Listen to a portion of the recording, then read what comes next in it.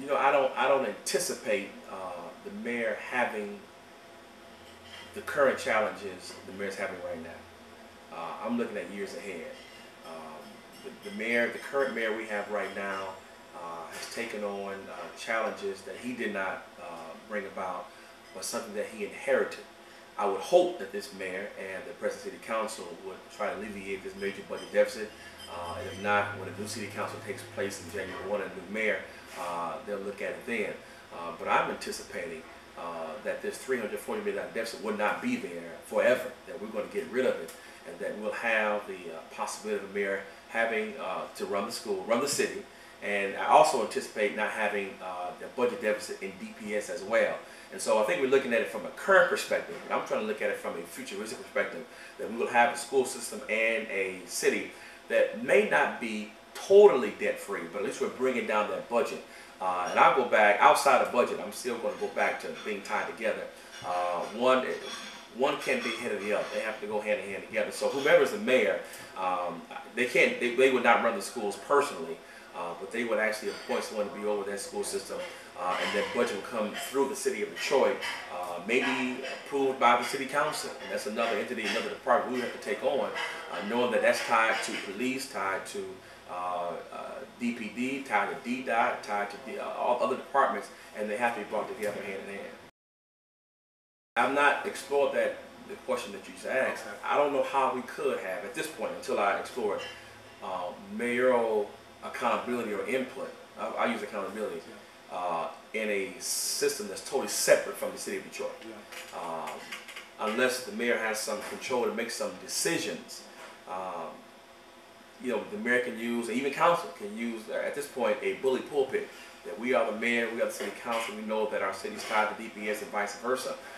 But unless the mayor or city council can make some decisions that will directly affect the school system, I don't know how much just having a relationship or a kind of relationship would do to affect what's going on in DPS right now.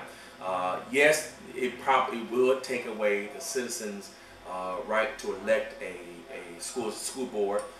We got that right back in 2005, and working on the school board transition team, we gave numerous suggestions to the school board.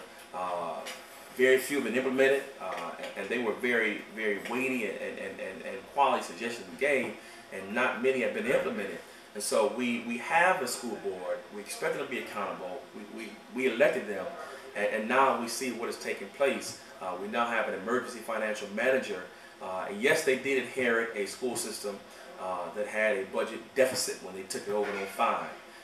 But at this point, we should have seen some more concrete, specific plans to get us out of that deficit and to keep us out, and to make sure we have a quality. We're losing students almost every single week to DPS, going to charter schools or people moving out of the city itself, taking their children and their money provided by the state to other school districts. So something else has to be done. We tried the system, in no sense being a dead horse. Let's try something different, see if it works.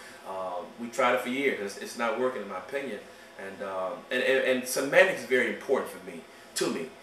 We tend to say mayoral takeover. I would see it as a department that's in the city of Detroit. And I think when we use that word takeover, it provides a negative connotation that we had to take it over and tear it apart. But no, I think having under mayor control, on the mayor's authority in the city of Detroit, the government can make some difference. I think it can make a positive difference to help our Detroit public school system. I answered the first portion of the question. I took away from the meeting that the mayor assumed that the 5 incumbents had some knowledge, some inner working knowledge of the budget, that we 13 incumbents, or 13 newcomers, if we are elected November 3rd, just to give us a heads up as to what he's doing now and what we could anticipate if we are fortunate to be elected on November 3rd. I don't think the budget is too large. What I think, we have to take care of the budget in a more responsible way. If we $3 billion budget now, if somewhere someone brings and just gives Detroit $6 billion, double the budget right now, give us $6 billion, we can have $6 billion, get rid of the budget, have a $3 billion surplus, but it would be a travesty if we got back into a deficit again.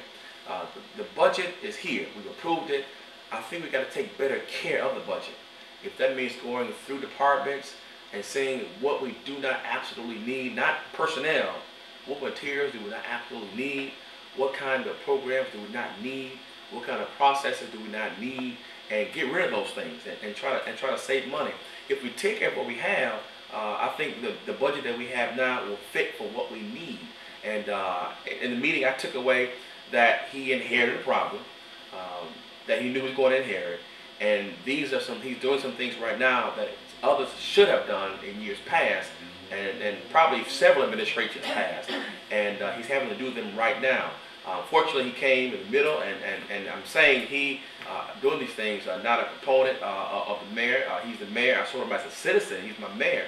But as a council candidate, I understand that these are decisions that he has to make right now in order for people to keep their jobs, to not have payless paydays, and to get us through the rest of this fiscal year in order to keep our city budget going, our city open and going for the residents of Detroit.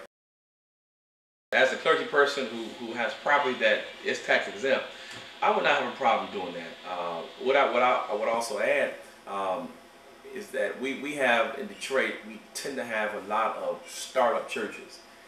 If we can have a time period where you know, they are not exempt for, you know, some churches start and they close. They start and they close. Let's see how long you're going to last. And so for first maybe 2-3 years, that you may not be tax exempt, or you have to pay a certain amount of fees. And after we see you may be here for a while, then we'll let that go. If we have property that we're not using right now, if it's a vacant land we're not using, then yes, pay some fees on that parcel of property. If churches have a for-profit business, some churches do, then obviously yes, you would need to pay taxes and fees on that. But I would be in favor of paying a nominal fee if we're going to go toward helping our public safety or any other areas to move our city forward. No problem at all, because in front of our churches, you know, if I have a church here and a business on either side, and the snow is going to be picked up or shoveled in front of a major thoroughfare, it's not going to take those businesses, go around mine and go down the street. It's going to knock out all of our snow. And so if we can help out in any form of fashion, yes, I would love to help out toward it, especially in the climate that we have right now in the city of Detroit. I think it would be very helpful to help our bottom line in the city of Detroit.